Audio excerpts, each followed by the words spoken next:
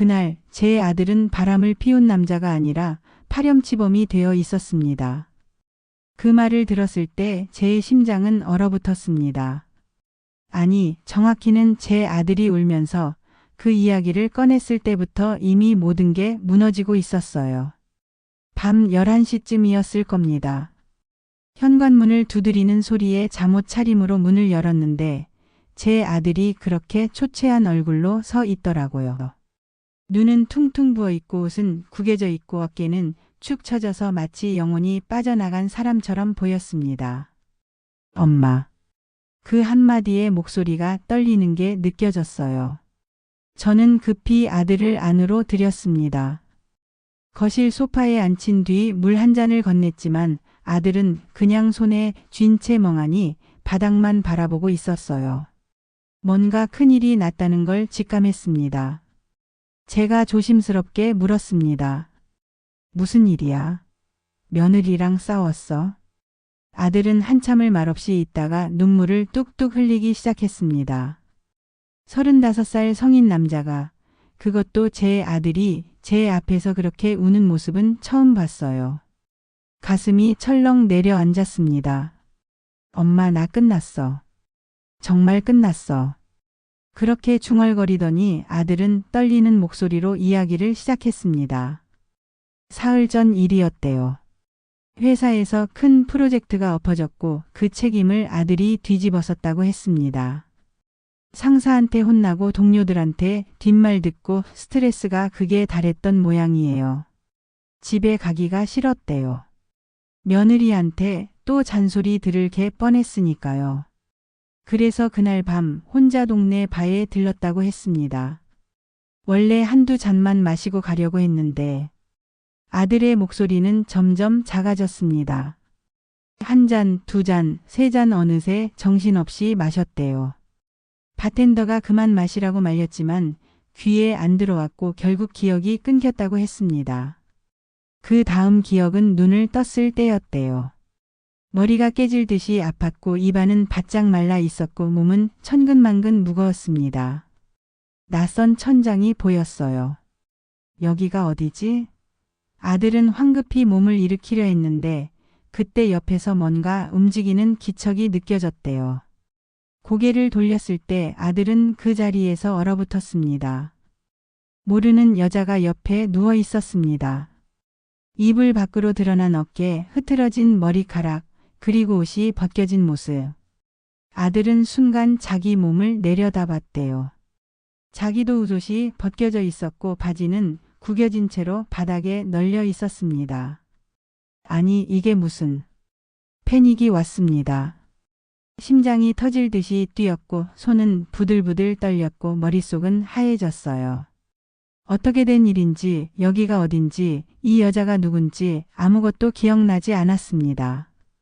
그저 술에 취해 정신을 잃었던 것밖에는요. 아들이 황급히 옷을 주워 입으려는 순간이었습니다. 쾅! 방문이 거칠게 열렸습니다. 그리고 그 문 앞에 며느리가 서 있었어요. 차가운 표정으로 팔짱을 낀 채로 아들을 내려다보고 있었습니다. 역시 여기 있었네. 며느리의 목소리는 얼음장처럼 차가웠습니다. 아들은 그 순간 모든 게 끝났다는 걸 직감했대요. 변명을 하려고 입을 열었지만 아무 말도 나오지 않았습니다. 당신 정말 이렇게까지 할 줄 몰랐어. 며느리는 비웃듯이 말했습니다. 그리고는 옆에 누워있던 여자를 가리키며 소리쳤어요. 바람 피우는 것도 모자라서 이런 식으로? 정말 최악이다. 아니야, 이건 오해야. 나 정말 아무것도 기억이... 아들이 다급하게 변명하려는 순간 옆에 누워있던 여자가 눈을 떴습니다. 그리고 아들을 보더니 갑자기 이불을 끌어안으며 몸을 떨기 시작했어요. 여자는 울먹이는 목소리로 며느리를 바라봤습니다. 저는 그냥 술 마시고 있었는데 저분이 갑자기... 뭐? 아들은 믿을 수 없다는 표정으로 여자를 쳐다봤습니다. 여자는 눈물을 글썽이며 떨리는 목소리로 말을 이었어요. 막무가내로 저를 방으로 끌고 들어왔어요. 제가 싫다고 했는데 힘으로 억지로. 그 순간 아들의 머릿속은 완전히 하얘졌습니다. 바람둥이가 아니라 강제로 여자를 범한 파렴치범이 되어버린 겁니다. 아들은 고개를 저으며 소리쳤대요. 아니야. 난 그런 적 없어. 난 정말 아무것도 기억이. 닥쳐. 며느리가 날카롭게 소리를 질렀습니다. 그리고는 휴대폰을 꺼내들며 차갑게 말했어요. 경찰 부를까? 아니면 조용히 끝낼까? 뭐라고? 당신이 이 사람한테 한 짓 그대로 신고할 거야. 그럼 당신 인생 끝이지. 회사도 사회생활도 다 끝나는 거야. 며느리의 목소리는 너무나 차분했습니다. 마치 이미 모든 걸 계획해둔 사람처럼요. 아들은 그제야 뭔가 이상하다는 걸 느꼈대요. 하지만 상황은 이미 아들에게 너무나 불리했습니다. 그냥 조용히 이혼해. 그리고 위자료 줘. 그럼 이 일은 없던 걸로 할게. 아들은 그 말을 듣는 순간 온몸에 소름이 돋았다고 했습니다. 이게 정말 자기가 사랑했던 아내가 맞나 싶었대요. 하지만 선택의 여지가 없었습니다. 경찰에 신고당하면 정말 모든 게 끝나니까요. 아들은 그날 새벽 비틀거리며 그 모텔을 빠져나왔고 며느리는 차갑게 돌아섰다고 했습니다. 집에 돌아온 아들은 하루 종일 멍하니 앉아 있었대요. 그리고 다음 날 아침 며느리한테서 전화가 왔습니다. 저도 그 전화를 받았어요. 아들이 전화를 끊은 직후 제가 급히 며느리한테 전화를 걸었거든요. 여보세요, 며느리 무슨 일이야? 애가 울면서. 어머니. 며느리의 목소리는 냉정 그 자체였습니다. 그 사람한테 다 들으셨죠? 그래, 들었어. 근데 이게 무슨. 어머니, 우리 이혼할 거예요. 뭐? 이혼? 야, 애들이 싸우는 게 한두 번이야. 그렇게까지. 다시 전화하지 마세요. 딸까.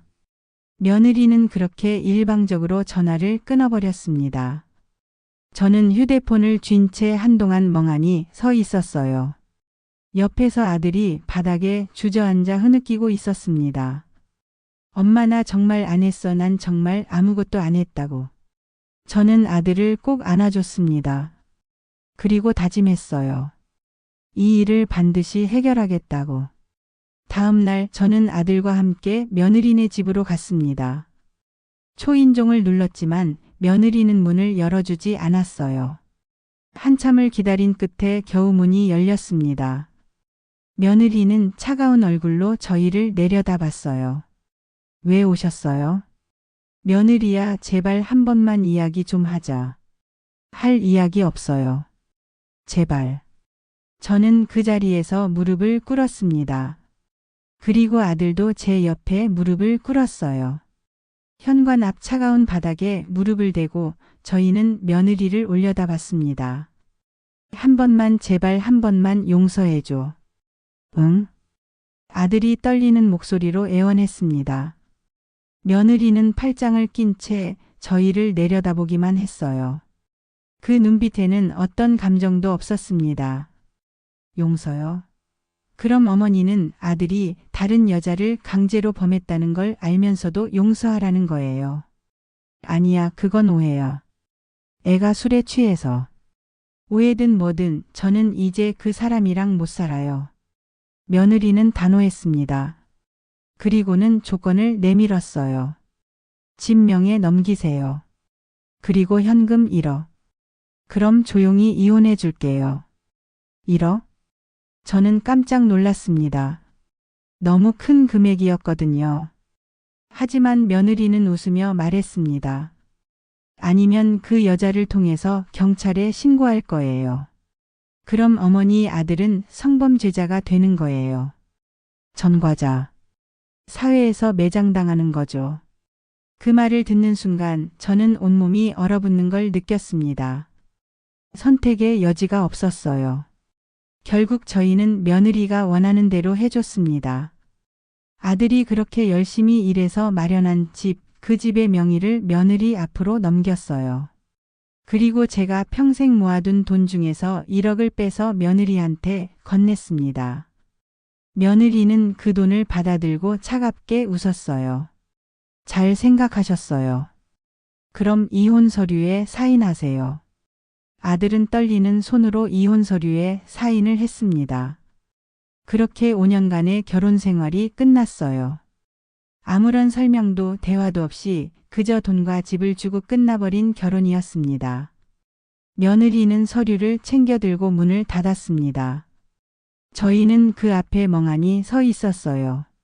아들은 그 자리에 주저앉아 한동안 울었습니다. 엄마 미안해. 내가 잘못했어. 아니야. 내 잘못이 아니야. 저는 아들을 일으켜 세우며 말했습니다. 하지만 속으로는 알고 있었어요. 뭔가 잘못됐다는 걸. 며느리의 태도가, 그 모든 상황이 너무나 계획적이었다는 걸요. 이혼 후 아들은 완전히 무너졌습니다. 회사도 그만뒀어요. 출근할 기력이 없었대요. 매일 집에만 틀어박혀 있었고 술만 마셨습니다. 저는 매일 아들 네 집에 찾아가 밥을 해주고 설거지를 해주고 청소를 해줬어요. 하지만 아들은 점점 더 깊은 구렁텅이로 빠져들고 있었습니다. 엄마, 나 이제 어떻게 살아야 돼? 괜찮아. 다 지나갈 거야. 저는 아들을 안아주며 위로했지만 사실 저도 무너지고 있었어요. 밤마다 혼자 눈물을 흘렸습니다. 제 아들이 이렇게 망가지는 걸 보는 게 너무나 고통스러웠거든요. 하지만 그날 밤 제가 전혀 몰랐던 사실이 하나 있었습니다. 그날 방에 누워있던 그 여자가 누군지 저는 전혀 몰랐습니다. 며느리한테 다시 전화를 걸었던 건 그날 밤이었습니다. 아들이 소파에 쓰러져 잠든 걸 확인하고 저는 조심스럽게 휴대폰을 들었어요. 손이 떨렸습니다. 통화 버튼을 누르기까지 한참이 걸렸어요. 신호음이 울렸습니다. 한 번, 두 번, 세 번 며느리가 받지 않으면 어쩌나 하는 불안감이 밀려왔습니다. 그런데 네 번째 신호음이 끝나기 직전 전화가 연결됐어요. 여보세요. 며느리의 목소리는 너무나 차분했습니다. 마치 아무 일도 없었던 것처럼요. 저는 목이 메어 한동안 말을 잇지 못했습니다. 며느리야, 나야, 어머니. 네, 어머니. 무슨 일이세요? 그 말투가 저를 더 아프게 했습니다. 무슨 일이냐고요? 방금 전 아들과 이혼하겠다고 선언해놓고 무슨 일이냐고 묻다니요. 무슨 일이냐니, 아까 그게 무슨 소리야? 이혼이라니. 어머니, 그 사람한테 다 이야기 들으셨죠?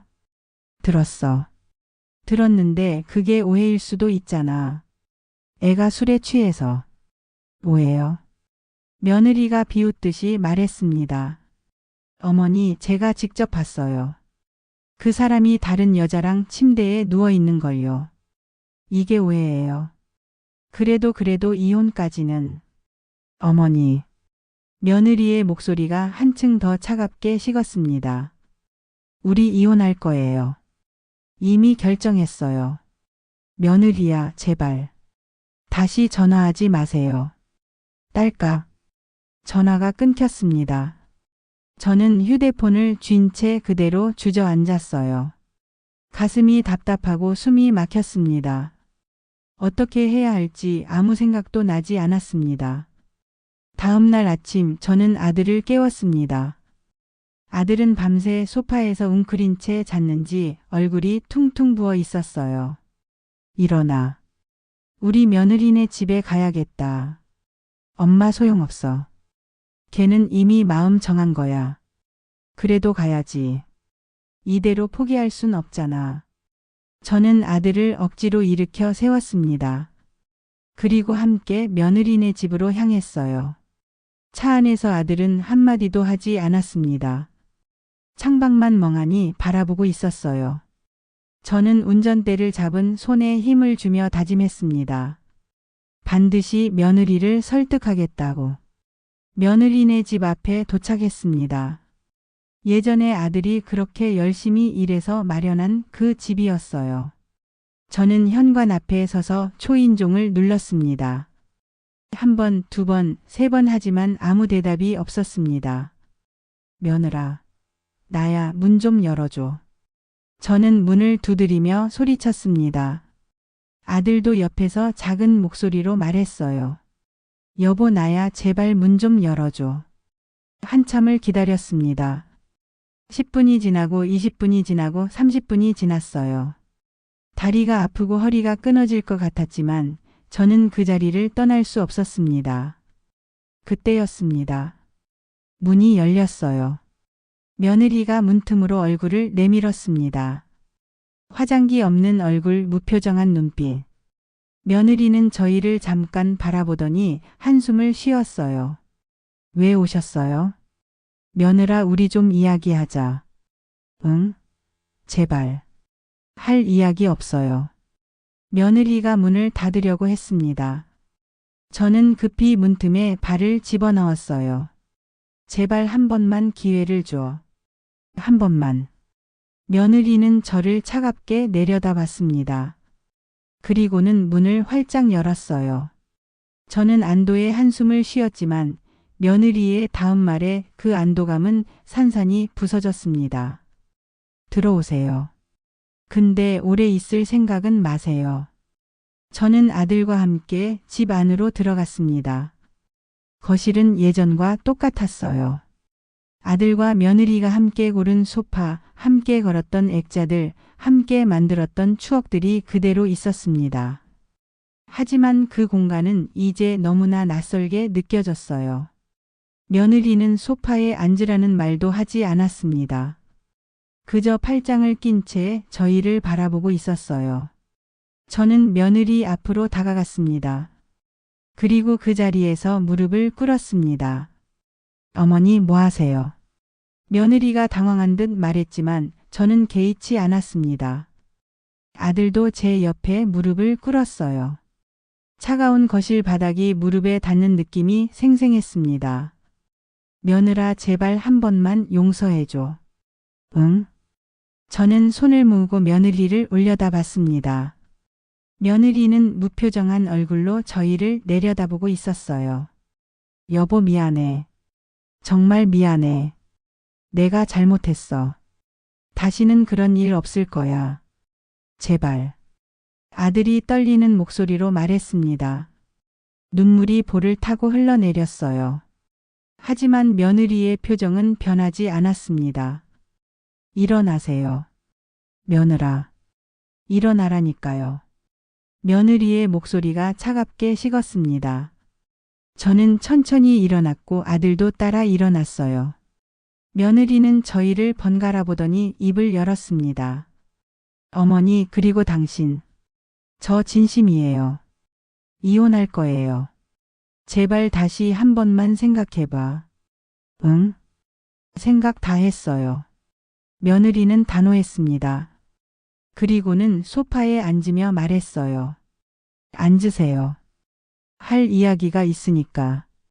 저희는 조심스럽게 소파에 앉았습니다. 며느리는 커피 테이블 위에 놓인 서류 봉투를 집어들었어요. 이혼 서류예요. 여기 사인하시면 돼요. 이혼 서류? 아들이 떨리는 목소리로 되물었습니다. 며느리는 고개를 끄덕였어요. 네. 그리고 조건이 있어요. 조건? 집 명의 저한테 넘기세요. 그리고 위자료로 현금 1억 주세요. 그 말을 듣는 순간 저는 귀를 의심했습니다. 1억이라니요? 그것도 집까지 넘기라고요? 1억 그게 무슨... 못 주시겠어요? 며느리가 저를 똑바로 쳐다봤습니다. 그 눈빛에는 어떤 망설임도 없었어요. 그럼 다른 방법을 써야겠네요. 다른 방법? 며느리는 휴대폰을 꺼내 들었습니다. 그리고는 차갑게 웃으며 말했어요. 그날 밤 그 여자 있잖아요. 그 사람 제 친구예요. 아, 몰랐죠? 뭐? 아들이 깜짝 놀라 소리쳤습니다. 며느리는 계속 말을 이었어요. 그 친구한테 부탁하면 경찰에 신고할 수 있어요. 당신이 강제로 자기를 범했다고요. 그게 무슨. 난 그런 적 없어. 증거가 있어요? 없잖아요. 그날 밤 당신 술에 완전히 취해서 아무것도 기억 못 하잖아요. 며느리의 말은 정확했습니다. 아들은 아무 말도 할 수 없었어요. 신고 들어가면 어떻게 될까요? 경찰 조사받고 언론에 나고 회사에서 잘리고 이미 회사는 관뒀죠. 그럼 더 좋네요. 어차피 다시 취직도 못 할 테니까. 며느리는 마치 모든 걸 계산해 둔 것처럼 차근차근 설명했습니다. 저는 온몸에 소름이 돋았어요. 파렴치범으로 낙인 찍히는 거예요. 전과자. 주변 사람들이 다 알게 되는 거죠. 당신 인생 완전히 끝나는 거예요. 그럴 순 없어. 아들이 고개를 저으며 중얼거렸습니다. 며느리는 휴대폰을 테이블 위에 내려놓으며 말했어요. 두 가지 선택지가 있어요. 하나, 경찰서 가는 거. 둘, 제가 원하는 조건으로 조용히 이혼하는 거. 이건 협박이잖아. 제가 떨리는 목소리로 말했습니다. 며느리는 어깨를 으쓱했어요. 협박이든 뭐든 선택은 어머니들이 하는 거예요. 침묵이 흘렀습니다. 거실에는 시계 초침 소리만 똑딱똑딱 울렸어요. 저는 아들을 바라봤습니다. 아들은 고개를 숙인 채 몸을 떨고 있었어요. 며느라 이렇게까지 해야 돼? 응? 우리가 너한테 뭘 잘못했길래? 잘못? 당신 아들이 다른 여자랑 잔 게 잘못 아니에요. 그건. 아니면 어머니는 아들이 파렴치범이 되는 걸 보고 싶으세요? 며느리의 말에 저는 입을 다물 수밖에 없었습니다. 선택의 여지가 없었어요. 경찰에 신고당하면 정말로 아들의 인생이 끝나니까요. 알았어. 아들이 고개를 떨구며 말했습니다. 줄게 집도 주고 돈도 줄게 그러니까 제발 그 친구한테 신고하지 말라고 해줘. 며느리는 만족스러운 표정을 지었습니다. 현명한 선택이에요. 그날 저희는 며느리가 원하는 모든 걸 약속했습니다. 집 명의를 넘기고 1억을 주기로 했어요. 며느리는 이혼 서류를 내밀었고 아들은 떨리는 손으로 서명을 했습니다. 며느리야, 정말 이게 맞는 거야? 저는 마지막으로 물었습니다. 며느리는 서류를 챙기며 답했어요. 네, 이게 맞는 거예요. 집을 나오는 길 아들은 한 걸음도 제대로 떼지 못했습니다. 저는 아들의 팔을 부축하며 천천히 걸었어요. 엘리베이터를 기다리는 동안 아들이 작게 중얼거렸습니다. 엄마, 나 정말 안 했어. 진짜 안 했다고. 알아. 엄마는 다 알아. 저는 아들을 꼭 안아줬습니다. 엘리베이터 문이 열렸고 저희는 그 안으로 들어갔어요. 거울에 비친 저의 모습은 너무나 초라했습니다. 며칠 후 집 명의 이전 절차를 밟았습니다. 아들이 그렇게 힘들게 마련한 집, 5년 동안 함께 살았던 그 집이 며느리 명의로 넘어갔어요. 그리고 저는 평생 모아둔 돈에서 1억을 빼서 며느리 계좌로 송금했습니다. 입금 확인했어요. 며느리한테서 문자가 왔습니다. 짧고 간결한 문자였어요. 저는 휴대폰을 내려다보며 한숨을 쉬었습니다. 이혼이 확정됐습니다. 5년간의 결혼 생활이 그렇게 끝났어요. 아들은 모든 걸 잃었습니다. 집도 돈도 아내도 그리고 자존심까지. 아들은 완전히 무너졌습니다. 회사를 그만둔 후로 집에만 틀어박혀 있었어요. 커튼을 치고 불도 켜지 않고 그저 어둠 속에서 시간을 보냈습니다. 저는 매일 아들네 원룸에 찾아가 밥을 해줬어요. 얘야, 밥 먹어. 응? 하지만 아들은 밥도 제대로 먹지 않았습니다. 점점 말라가고 눈빛은 흐려지고 사람이 아닌 것 같았어요. 엄마, 나 이제 어떻게 살아? 어느 날 아들이 술에 취한 채 물었습니다. 저는 아들의 손을 꼭 잡았어요. 괜찮아. 다 지나갈 거야. 하지만 사실 저도 확신이 없었습니다. 정말로 다 지나갈 수 있을까요? 아들이 다시 일어설 수 있을까요? 밤이 되면 저도 혼자 울었습니다. 아들한테는 강한 척했지만 집에 돌아오면 참았던 눈물이 쏟아졌어요. 제 아들이 이렇게 망가지는 걸 보는 게 너무 고통스러웠습니다. 그리고 며느리의 그 차갑고 계산적인 태도가 자꾸 떠올랐습니다. 마치 모든 걸 미리 계획해둔 것처럼 한치의 망설임도 없이 아들을 몰아붙였던 그 모습이에요. 저는 그때 알았습니다. 이 이혼은 분노가 아니라 계획이라는 걸요. 아들의 무너진 모습을 지켜보는 건 지옥이었습니다. 매일 아침 아들 내 원룸 문을 열 때마다 가슴이 철렁 내려앉았어요. 혹시 아들이 극단적인 선택을 한 건 아닐까? 그런 생각이 머리를 떠나지 않았습니다. 어느 날은 아들이 술병을 끌어안고 바닥에 쓰러져 있더라고요. 토한 흔적이 여기저기 있었고 방 안은 술 냄새로 가득했습니다. 저는 급히 아들을 깨웠어요. 얘야, 얘야, 정신 차려. 아들은 눈을 반쯤 뜨고 저를 바라봤습니다. 초점 없는 눈빛이었어요. 엄마 나 죽고 싶어. 그 말을 듣는 순간 눈물이 왈칵 쏟아졌습니다. 저는 아들을 꼭 껴안았어요. 안 돼. 그런 말 하지 마. 제발. 아들을 씻기고 밥을 먹이고 청소를 하고 그게 제 일상이 되었습니다. 하지만 아들은 점점 더 깊은 구렁텅이로 빠져들고 있었어요. 3개월이 지났습니다. 아들은 여전히 집 밖으로 나오지 않았어요. 커튼을 열어도 다시 닫았고 햇빛을 보려 하지 않았습니다. 저는 답답한 마음에 아들을 억지로 끌고 나갔어요. 얘야, 잠깐만이라도 밖에 나가자. 응? 산책이라도 하고. 싫어요. 사람들이 볼까봐. 아무도 안 봐. 그냥 조금만 걷자. 저는 아들의 팔을 잡고 밖으로 나왔습니다. 아들은 마지못해 따라왔어요. 5개월 만에 밖으로 나온 거였습니다. 동네를 천천히 걸었습니다. 아들은 고개를 숙인 채 발만 보며 걸었어요. 사람들과 마주칠까 봐 두려운 모양이었습니다. 저는 아들의 손을 꼭 잡고 걸었어요. 한 블록쯤 걸었을 때였습니다. 조그만 카페가 눈에 들어왔어요. 아기자기한 인테리어의 창가로는 햇살이 따스하게 들어오고 있었습니다. 저기 들어가서 커피 한잔 할까? 엄마, 저 그냥 집에 갈래요. 조금만. 커피 한 잔만 마시고 가자. 저는 아들을 이끌고 카페 안으로 들어갔습니다. 문을 열자 은은한 커피 향이 코를 찔렀어요. 손님은 2팀밖에 없었고 카운터 뒤에는 젊은 여자가 서 있었습니다. 어서 오세요. 그 여자가 밝게 인사를 건넸습니다. 그런데 그 순간 아들이 멈칫했어요. 고개를 들어 그 여자를 바라봤습니다.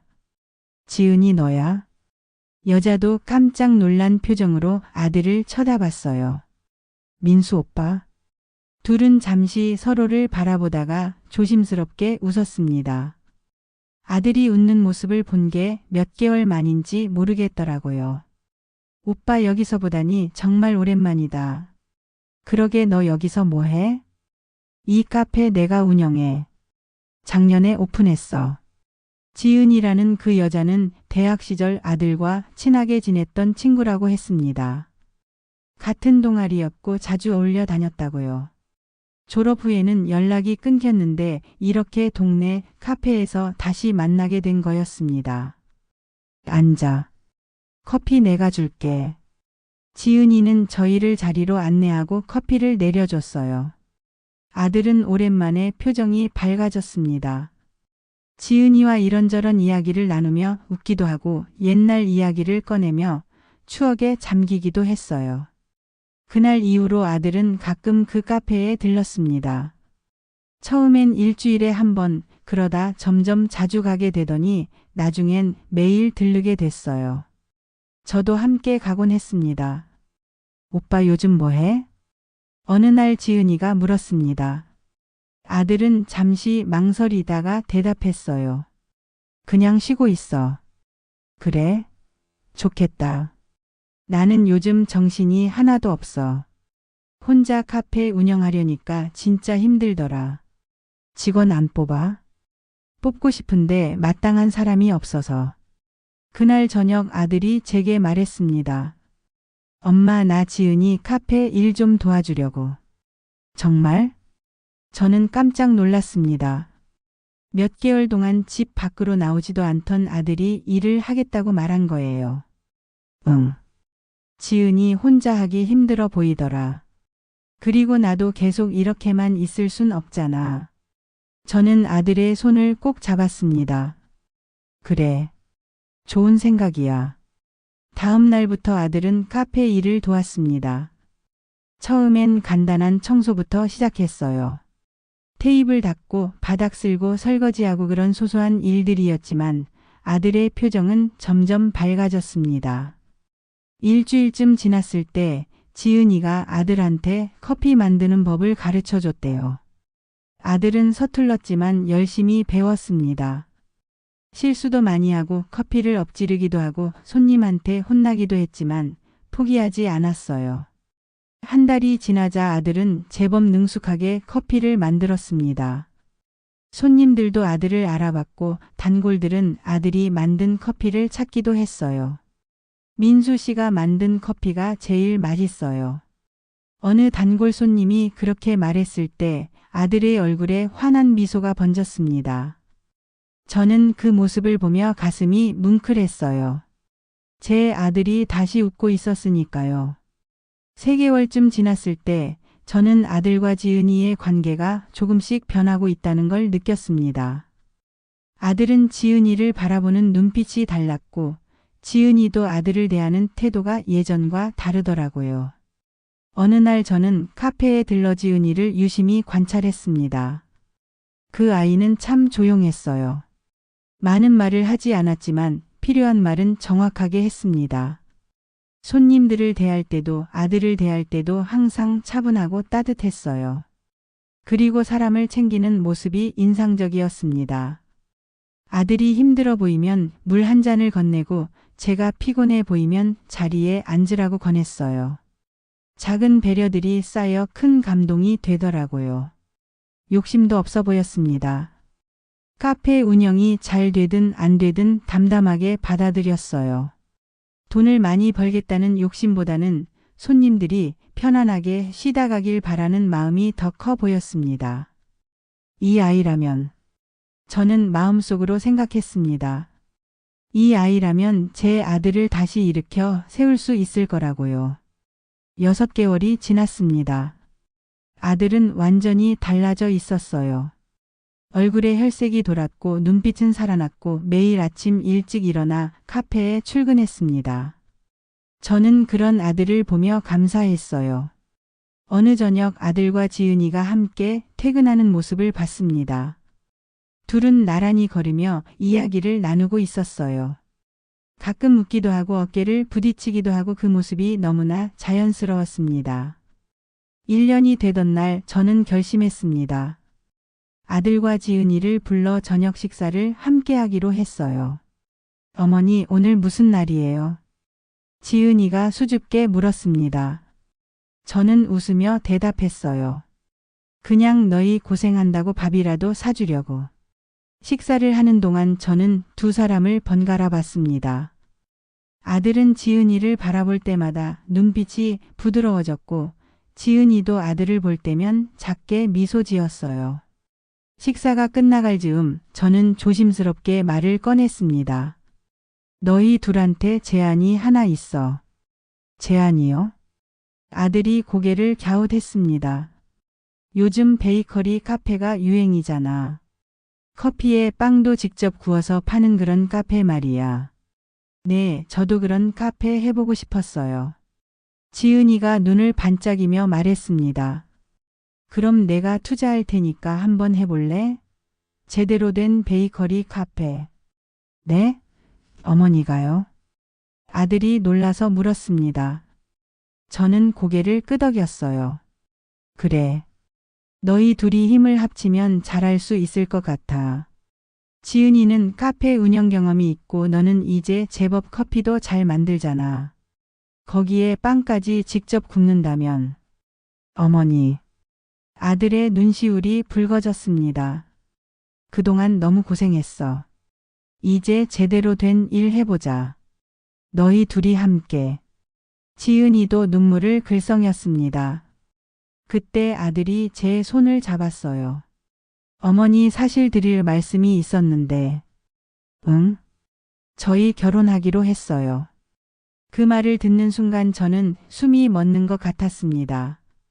아들과 지은이를 번갈아 봤어요. 둘은 수줍게 웃고 있었습니다. 정말?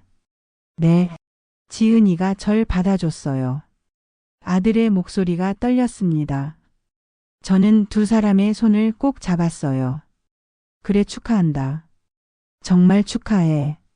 눈물이 주르륵 흘러내렸습니다. 기쁨의 눈물이었어요. 제 아들이 다시 일어섰고 새로운 사랑을 만났고 이제 다시 시작할 수 있게 됐으니까요. 어머니 죄송했어요. 그동안 정말 많이 걱정 끼쳐드렸죠. 아들이 눈물을 흘리며 말했습니다. 아니야. 괜찮아. 이제 다 괜찮아. 감사해요, 어머니. 이렇게 또 기회를 주셔서. 기회가 아니야. 넌 다시 일어설 자격이 있어. 그리고 저는 지은이를 바라봤습니다. 지은아, 우리 아들 잘 부탁해. 네, 어머니. 제가 잘할게요. 오빠 꼭 행복하게 해줄게요. 지은이가 환하게 웃었습니다. 저는 두 사람을 꼭 껴안았어요. 그날 저녁 저는 아들에게 통장을 전해줬습니다. 그동안 모아둔 돈이 들어있는 통장이었어요. 이걸로 베이커리 카페 준비해. 제대로 된 거. 어머니 이건 어머니 노후 자금 아니에요. 괜찮아. 너희가 잘 되는 게 내 노후를 챙기는 거야. 아들은 통장을 받아들고 한참을 말없이 서 있었습니다. 그러다 갑자기 제게 안기며 흐느꼈어요. 어머니 정말 감사해요. 저희 정말 잘 살게요. 열심히 살게요. 어머니 실망시켜드리지 않을게요. 알아. 엄마는 널 믿어. 저는 아들의 등을 토닥이며 함께 울었습니다. 몇 달 후 아들과 지은이는 결혼했습니다. 작은 결혼식이었지만 따뜻했어요. 지은이의 부모님도 오셨고 몇몇 친구들도 왔습니다. 아들은 턱시도를 입고 웃고 있었고 지은이는 하얀 드레스를 입고 빛나고 있었어요. 행복하게 살아라. 제가 아들에게 말했습니다. 아들은 고개를 끄덕였어요. 네, 어머니. 꼭 그럴게요. 결혼 후 두 사람은 베이커리 카페 준비에 몰두했습니다. 가게 위치를 알아보고 인테리어를 계획하고 제빵 학원에 다니며 빵 만드는 법을 배웠어요. 저도 가끔 도와주러 갔습니다. 6개월 후 드디어 베이커리 카페가 오픈했습니다. 이름은 다시 봄이었어요. 아들이 지은 이름이라고 했습니다. 다시 찾아온 봄날 같은 카페라는 의미였대요. 오픈 첫날 손님들이 줄을 섰습니다. 아들이 만든 커피와 지은이가 구운 빵은 정말 맛있었어요. 손님들은 만족스러운 표정으로 카페를 나섰고 단골이 하나둘 생겨나기 시작했습니다. 석 달쯤 지났을 때 카페는 동네에서 소문난 맛집이 됐어요. SNS에도 많이 올라왔고 멀리서 찾아오는 손님들도 생겼습니다. 어머니 다 어머니 덕분이에요. 지은이가 제게 말했습니다. 저는 고개를 저었어요. 아니야. 너희가 잘한 거지. 아니에요. 어머니가 믿어주시고 도와주셔서 저희가 여기까지 올 수 있었어요. 지은이는 정말 착한 며느리였습니다. 틈틈이 저를 챙겼어요. 제가 피곤해 보이면 빵을 싸서 보내주고 명절 때는 먼저 연락해서 뭘 도와드릴지 물어봤습니다. 아들도 행복해 보였어요. 예전처럼 밝게 웃고 열심히 일하고 지은이와 다정하게 지냈습니다. 저는 그런 두 사람을 보며 감사했어요. 정말로 다 잘 될 줄 알았습니다.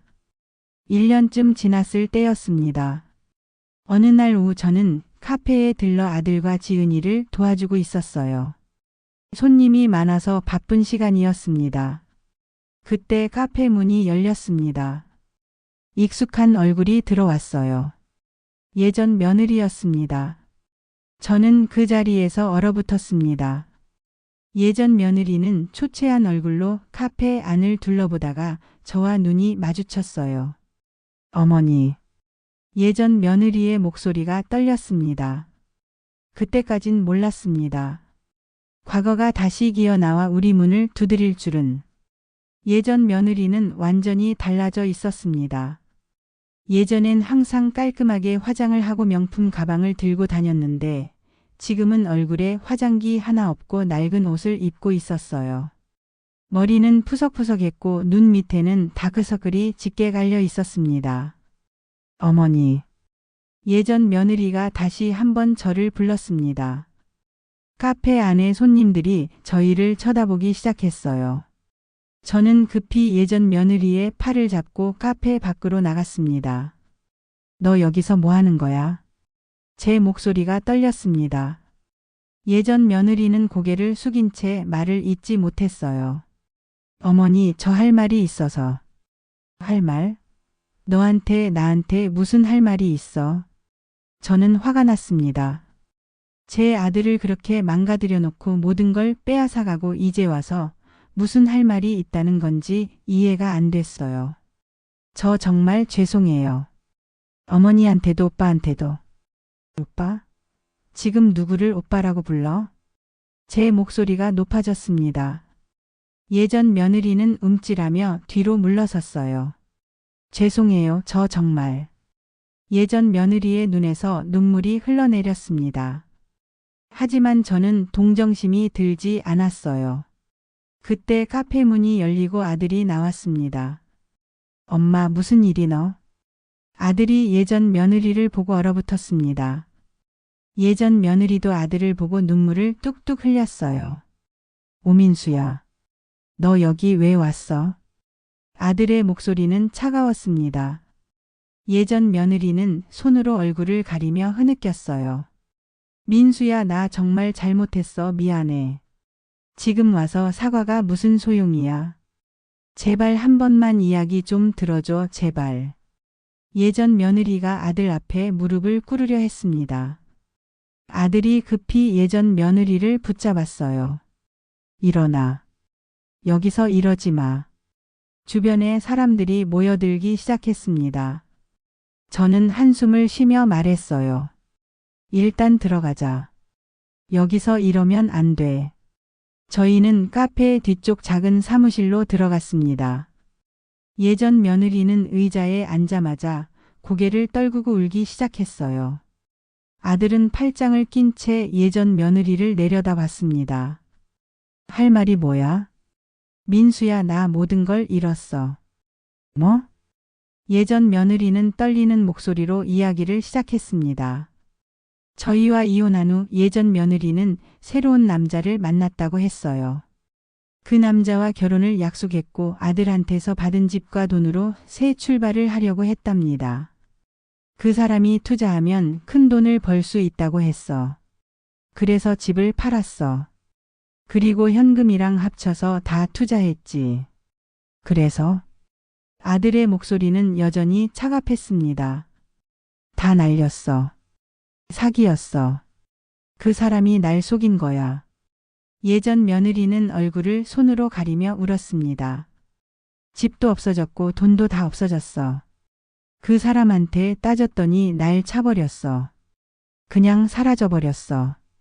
저는 예전 며느리의 이야기를 듣는데 아무 감정도 들지 않았습니다. 오히려 당연하다는 생각이 들었어요.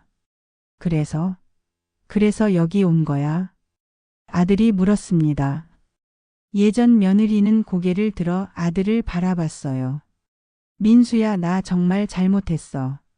그때 내가 너무했어. 너한테 용서 안 바라. 그냥 다시 시작할 수 있는 기회만 줘. 응? 다시 시작. 응. 우리 다시 만날 수 없을까? 내가 변했어. 정말 많이 반성했어. 그 말을 듣는 순간 아들이 웃었습니다. 비웃음이었어요. 너 지금 제정신이야? 민수야. 너 내가 얼마나 힘들었는지 알아? 너 때문에 내 인생이 얼마나 망가졌는지 알아? 아들의 목소리가 떨렸습니다. 회사 관뒀어. 친구들도 다 잃었어. 매일 술만 마시면서 죽고 싶다고 생각했어. 너 때문에. 미안해, 정말 미안해. 미안하면 다야. 넌 내 인생을 망가뜨려 놓고 돈 다 뜯어가고 이제 와서 다시 시작하자고. 너 미쳤어?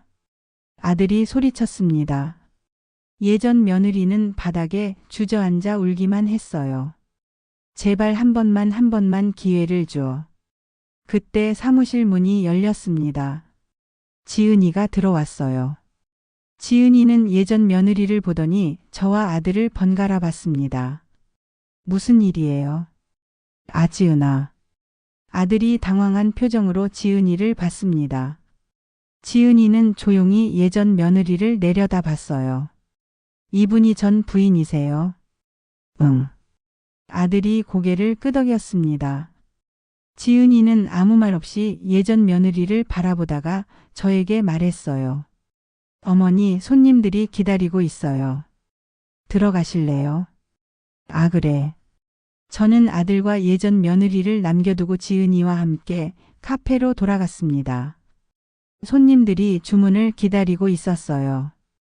저는 지은이와 함께 서둘러 주문을 받았습니다. 1시간쯤 지났을 때 아들이 카페로 돌아왔습니다. 혼자였어요. 그 사람은? 제가 물었습니다. 아들은 고개를 저었어요. 보냈어. 뭐라고 했어? 다시는 나타나지 말라고 했어. 아들은 피곤한 표정으로 카운터 뒤로 들어갔습니다. 저는 아들의 어깨를 토닥였어요. 잘했어. 그날 밤 카페 문을 닫고 저희는 정리를 하고 있었습니다. 지은이가 조용히 청소를 하고 있었는데 표정이 평소와 달랐어요. 뭔가 깊은 생각에 잠긴 것 같았습니다. 지은아, 괜찮아? 제가 물었습니다. 지은이는 잠시 망설이다가 고개를 끄덕였어요. 네, 괜찮아요. 하지만 그날 밤 이후로 지은이는 뭔가 달라져 있었습니다. 평소보다 말이 없었고 가끔 휴대폰을 들여다보며 심각한 표정을 짓곤 했어요. 사흘이 지난 어느 날 아침 지은이가 저를 카페로 불렀습니다. 어머니, 보여드릴 게 있어요. 뭔데? 지은이는 휴대폰을 꺼내 제게 건넸습니다. 화면에는 SNS 게시물이 보였어요. 이게 뭐야? 저는 휴대폰을 들여다봤습니다.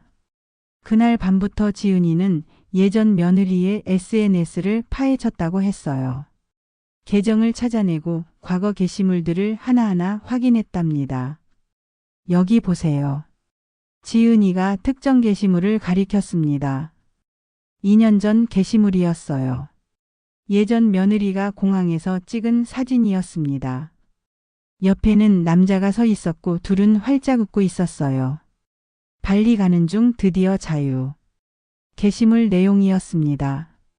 저는 날짜를 확인했어요. 아들과 이혼한 지 한 달 후였습니다. 더 보세요. 지은이가 다른 게시물들을 보여줬습니다. 명품 가방, 고급 레스토랑, 해외여행. 예전 며느리는 아들한테서 뜯어낸 돈으로 흥청망청 쓰고 다녔더라고요. 그리고 이것도 보세요. 지은이가 한 게시물을 확대했습니다. 예전 며느리가 친구와 함께 찍은 사진이었어요. 둘은 와인잔을 들고 웃고 있었습니다. 계획대로 됐어. 이제 새 출발. 댓글에는 친구가 남긴 말이 있었습니다. 우리 연기 대박이었지? 오스카상 줘야 함. 저는 그 댓글을 보는 순간 온몸이 얼어붙었습니다. 이게 무슨 뜻이야? 어머니, 제 생각엔. 지은이가 조심스럽게 말했습니다. 그날 밤 일이 계획된 거였던 것 같아요. 계획? 저는 지은이를 쳐다봤습니다. 지은이는 고개를 끄덕였어요. 그날 오빠 옆에 누워있던 여자 저 사람이에요. 지은이가 다른 사진을 보여줬습니다. 예전 며느리와 그 친구가 함께 찍은 사진이었어요. 저는 그 얼굴을 기억했습니다. 그날 모텔 방에서 아들 옆에 누워있던 그 여자였어요. 둘이 친구였어요. 네. 고등학교 때부터 친했던 것 같아요. SNS 보니까 게시물마다 댓글 달고 같이 여행 다니고. 저는 휴대폰을 떨어뜨릴 뻔했습니다. 손이 부들부들 떨렸어요. 그럼 그날 일이. 네. 제 생각엔 둘이 짜고 오빠를 함정에 빠뜨린 거예요. 지은이가 더 많은 증거들을 보여줬습니다. 예전 며느리와 친구의 대화 캡처 함께 술집에 간 인증샷, 그리고 이혼 직후 함께 찍은 승리의 사진들. 저 친구가 일부러 오빠 옆에 누운 거예요. 오빠를 파렴치범으로 몰아서 위자료를 뜯어내려고요. 저는 의자에 주저앉았습니다. 머리가 하얘졌어요. 모든 게 계획이었다니, 아들을 그렇게 망가뜨린 게 다 계획이었다니. 그리고 여기 보세요. 지은이가 마지막 게시물을 보여줬습니다. 예전 며느리가 남자와 함께 찍은 사진이었어요. 둘은 고급 레스토랑에서 샴페인을 마시고 있었습니다. 이 사람 만나기 위해서 오빠와 이혼한 거예요. 저는 더 이상 말을 잇지 못했습니다. 가슴이 터질 것 같았어요. 분노가 치밀어 올랐습니다. 어머니. 지은이가 제 손을 잡았습니다. 괜찮으세요? 괜찮을 리가 있나 괜찮을 리가. 저는 눈물을 흘렸습니다. 분노의 눈물이었어요. 제 아들이 겪었던 고통이, 그 절망이 모두 계획된 거였다니. 오빠한테 이야기할까요? 아니, 아직은 안 돼. 저는 고개를 저었습니다. 아들이 알면 얼마나 충격받을지 뻔했어요. 일단 더 확인해 봐야 해. 그날 밤 저는 잠을 이루지 못했습니다. 계속 그 게시물들이 떠올랐어요. 예전 며느리의 웃는 얼굴, 친구와 나눈 댓글들, 흥청망청 쓴 돈들. 다음 날 아침 저는 지은이와 함께 그 친구를 찾아 나섰습니다. SNS 정보를 토대로 주소를 알아냈고 직접 찾아갔어요. 여기인 것 같아요. 지은이가 한 빌라 앞에 멈춰 섰습니다. 저는 초인종을 눌렀어요. 잠시 후 문이 열렸고 그날 밤 아들 옆에 누워있던 그 여자가 나타났습니다. 누구세요? 여자가 경계하는 표정으로 물었습니다. 저는 차갑게 웃으며 말했어요. 기억 안 나세요? 2년 전에 봤잖아요. 여자의 얼굴이 창백해졌습니다. 저는 모텔 방에서요. 제 아들 옆에 누워 계셨죠. 여자는 뒤로 물러서며 문을 닫으려 했습니다. 저는 급히 문을 붙잡았어요. 이야기 좀 합시다. 저 할 말 없어요. 없긴요. 많죠. SNS 다 봤어요. 댓글까지. 그 말에 여자의 얼굴에서 핏기가 싹 가셨습니다. 그건. 들어가서 이야기합시다. 여기서 큰 소리 내고 싶지 않으시죠? 여자는 어쩔 수 없다는 듯 문을 열어줬습니다. 저희는 집 안으로 들어갔어요. 좁고 지저분한 원룸이었습니다. 솔직하게 말하세요. 그날 일 다 계획한 거죠? 저는 단도직입적으로 물었습니다. 여자는 한참을 말없이 있다가 고개를 끄덕였어요. 네, 맞아요. 처음부터 끝까지 다요. 네, 수진이가 그러니까 제 친구가 부탁했어요. 돈 주겠다고. 여자는 떨리는 목소리로 털어놓기 시작했습니다. 예전 며느리는 새로운 남자를 만났고 그 남자와 결혼하고 싶었답니다. 하지만 아들과 이혼할 명분이 없었어요. 그래서 친구에게 부탁해서 함정을 판 거였습니다. 그날 밤 저는 그냥 옆에 누워만 있었어요. 아무것도 안 했어요. 그럼 왜 그런 거짓말을 한 거예요? 제 아들이 강제로 끌고 들어갔다고? 수진이가 그렇게 말하라고 안 그러면 돈 안 준다고. 여자는 울면서 이야기를 계속했습니다. 예전 며느리는 그날 일을 빌미로 아들을 협박했고 집과 현금을 받아냈어요. 그리고 여자에게 약속한 돈을 주고 해외여행을 떠났답니다. 얼마 받았어요? 500만 원. 그것도 나중에 100만 원밖에 안 줬어요. 저는 한숨을 쉬었습니다. 고작 100만 원에 제 아들의 인생을 망가뜨린 거예요. 이 이야기 경찰한테 할 수 있어요. 네? 여자가 깜짝 놀라 저를 쳐다봤습니다. 이건 사기죠. 계획적으로 돈을 뜯어낸 거잖아요. 당신도 공범이고요. 저는 지금이라도 제대로 말하면 선처해 드릴게요. 안 그러면 저도 끝까지 갈 거예요. 여자는 한참을 고민하다가 고개를 끄덕였습니다. 알겠어요. 제가 다 이야기할게요. 저는 여자의 진술을 녹음했습니다. 그리고 지은이와 함께 집을 나왔어요. 차 안에서 저는 한참을 말없이 앉아 있었습니다. 지은이가 조심스럽게 물었어요. 어머니 어떻게 하실 거예요? 저는 핸들을 꽉 쥐었습니다. 모르겠어. 아직은 모르겠어. 하지만 한 가지는 확실했습니다. 그날 저는 처음으로 용서보다 더 무서운 감정을 느꼈습니다. 며칠 후 예전 며느리가 다시 카페에 나타났습니다. 이번엔 더 초췌한 모습이었어요. 옷은 더 낡았고 얼굴은 더 수척해져 있었습니다. 저는 카운터에서 예전 며느리를 봤지만 모른 척했어요. 아들도 마찬가지였습니다. 하지만 예전 며느리는 카운터 앞으로 다가왔어요. 민수야, 제발 한 번만 이야기 좀. 가세요. 아들이 차갑게 말했습니다. 예전 며느리는 눈물을 흘리며 카운터에 손을 얹었어요. 제발 난 정말 갈 곳이 없어 도와줘. 왜 나한테 도움을 구해요? 아들이 예전 며느리를 똑바로 쳐다봤습니다. 당신은 나한테서 모든 걸 뺏어갔잖아요. 집도 돈도 자존심도. 그리고 나를 파렴치범으로 만들려고 했고요. 미안해, 정말 미안해. 미안하다고 다해요. 내가 얼마나 힘들었는지 알아요. 아들의 목소리가 떨렸습니다. 당신 때문에 난 죽고 싶었어요. 매일 술만 마시면서 세상을 원망했어요. 내가 뭘 잘못했나, 왜 나한테 이런 일이 생긴 건가 그렇게 자책하면서 살았어요. 알아, 다 내 잘못이야. 그러니까 제발. 근데 당신은 그 돈으로 뭘 했어요? 아들이 휴대폰을 꺼내 들었습니다. 지은이가 찾아낸 SNS 게시물들이 화면에 떴어요. 해외여행 다니고 명품 사고 고급 레스토랑 가고 즐겁게 살았죠. 예전 며느리의 얼굴이 창백해졌습니다. 그게 어떻게? 그리고 이것도 봤어요. 아들이 친구와의 댓글을 보여줬습니다.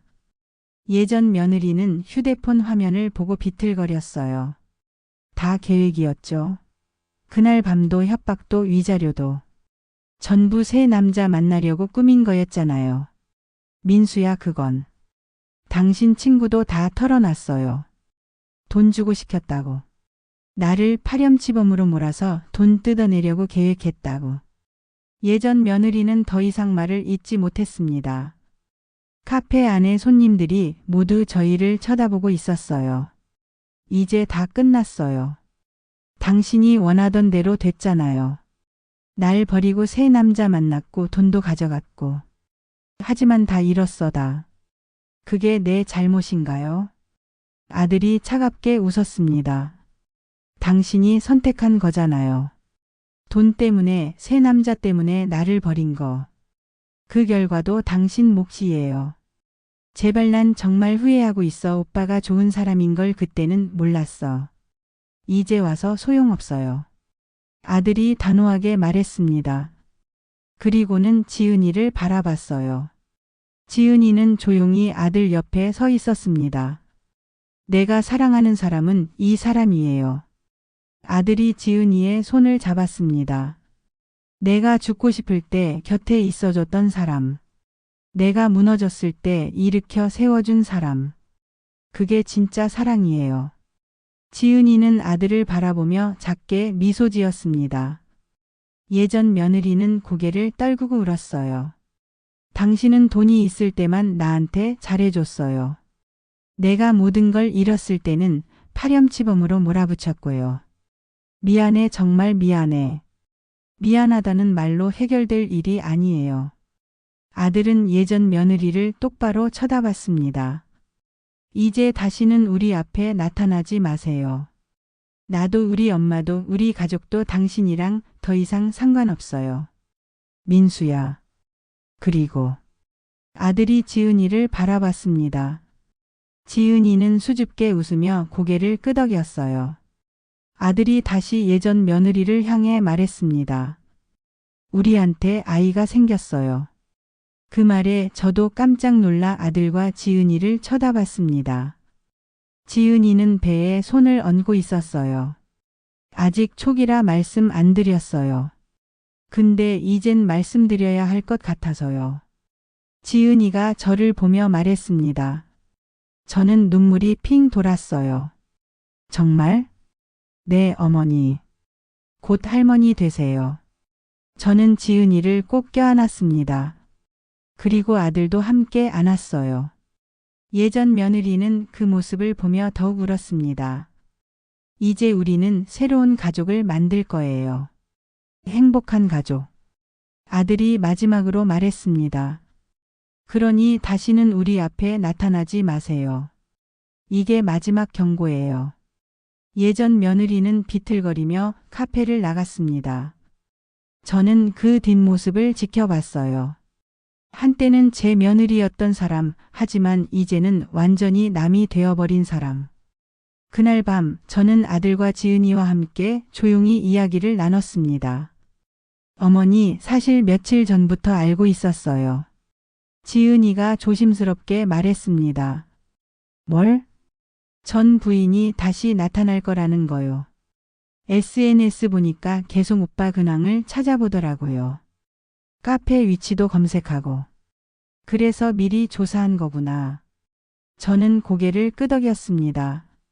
지은이는 정말 똑똑한 아이였어요. 그 사람이 한 일을 알아야 오빠가 완전히 벗어날 수 있을 것 같았어요. 과거에 얽매이지 않고요. 고마워, 지은아. 아들이 지은이의 손을 꼭 잡았습니다. 너 아니었으면 난 아직도 그 일에 괴로워하고 있었을 거야. 아니에요. 오빠가 강했어요. 지은이는 아들을 바라보며 웃었습니다. 가장 힘들 때도 포기하지 않았잖아요. 그게 오빠의 진짜 모습이에요. 저는 두 사람을 바라보며 가슴이 뭉클했습니다. 정말 잘 어울리는 부부였어요. 얘들아. 저는 두 사람의 손을 잡았습니다. 앞으로 행복하게 살아라. 과거는 이제 다 지난 일이야. 네, 어머니. 네, 엄마. 지은이가 저를 엄마라고 불렀습니다. 그 호칭이 너무나 따뜻하게 들렸어요. 몇 달이 지났습니다. 지은이의 배는 점점 불러왔고 카페는 더욱 번창했습니다. 아들은 매일 지은이를 챙기며 행복하게 웃었어요. 어느 날 지은이가 진통을 시작했습니다. 저희는 급히 병원으로 갔고 몇 시간의 기다림 끝에 아기가 태어났습니다. 건강한 남자아이였어요. 어머니, 손자예요. 아들이 눈물을 흘리며 말했습니다. 저는 유리창 너머로 아기를 봤어요. 작고 빨간 얼굴, 작은 손, 작은 발, 제 손자였습니다. 이름은 뭐로 지을 거야? 봄이요. 이봄. 지은이가 답했습니다. 우리 카페 이름처럼요. 다시 찾아온 봄이니까요. 좋은 이름이다. 저는 아기를 안아봤습니다. 따뜻한 생명이 제 품에 안겨 있었어요. 이 아이는 과거와는 아무 상관없이 오직 사랑으로만 태어난 아이였습니다. 집으로 돌아온 후 아들과 지은이는 아기를 정성껏 돌봤습니다.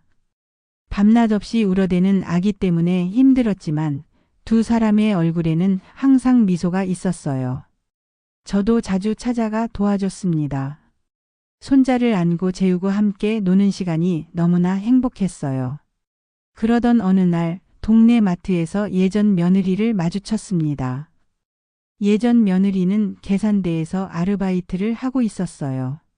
낡은 유니폼을 입고 지친 표정으로 손님들을 응대하고 있었습니다. 예전 며느리도 저를 봤습니다. 잠시 눈이 마주쳤지만 저는 그냥 지나쳤어요. 더 이상 할 말이 없었습니다. 계산을 마치고 나오는데 예전 며느리가 뒤따라왔습니다.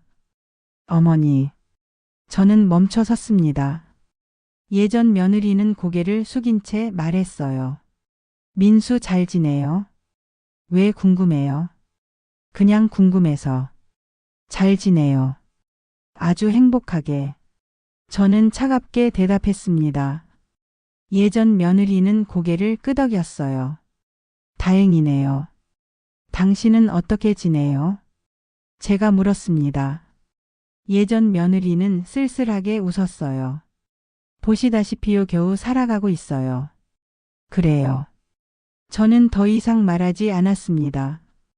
예전 며느리는 한참을 서 있다가 다시 마트 안으로 들어갔어요. 집으로 돌아오는 길 저는 많은 생각을 했습니다. 예전 며느리는 돈을 선택했고 그 결과 모든 걸 잃었습니다. 반면 지은이는 사람을 선택했고 그래서 진짜 행복을 얻었어요. 며칠 후 저는 아들 네 집을 방문했습니다. 지은이가 아기를 안고 노래를 불러주고 있었고 아들은 부엌에서 저녁을 준비하고 있었어요. 어머니 오셨어요? 지은이가 반갑게 인사했습니다. 저는 손자를 안아봤어요. 아기는 제 품에서 평화롭게 잠들어 있었습니다. 얘들아. 저는 두 사람을 불러 모았습니다. 나 너희한테 할 말이 있어. 무슨 말씀이세요? 며칠 전에 예전 며느리를 봤어. 아들의 표이 굳었습니다. 어디서요? 동네 마트에서. 계산대 아르바이트 하더라. 아. 아들은 복잡한 표정을 지었습니다. 저는 계속 말을 이었어요. 근데 말이야 아무 감정도 안 들더라. 동정심도 미움도 아무것도. 어머니. 그냥 남 같았어. 완전히 남. 저는 손자를 내려다봤습니다. 이제 우리는 진짜 가족이 됐어. 과거는 정말 지나간 일이 된 거야. 아들이 제 손을 꼭 잡았습니다. 네, 어머니. 이제 우리만 보고 살게요. 그래. 그렇게 해. 그날 저녁 저희는 함께 저녁을 먹었습니다. 아기는 아들의 품에서 잠들어 있었고 지은이는 음식을 나르며 웃고 있었고 저는 그 모습을 바라보며 행복했어요. 창밖으로 봄바람이 불어왔습니다. 따뜻하고 부드러운 바람이었어요. 정말로 새로운 봄이 찾아온 것 같았습니다. 그날 밤 저는 일기를 썼습니다. 오랜만에 쓰는 일기였어요. 오늘 깨달았다. 진짜 사랑이 무엇인지, 진짜 가족이 무엇인지. 예전 며느리는 돈이 있을 때만 우리 곁에 있었다. 하지만 지은이는 우리에게 아무것도 없을 때, 가장 힘들 때 곁에 있어줬다. 그게 차이다. 돈으로 만든 관계는 돈이 떨어지면 끝나지만 사랑으로 만든 관계는 영원하다. 그리고 나는 이제 안다. 펜을 멈추고 저는 창밖을 바라봤습니다. 어둠 속에서 별들이 반짝이고 있었어요.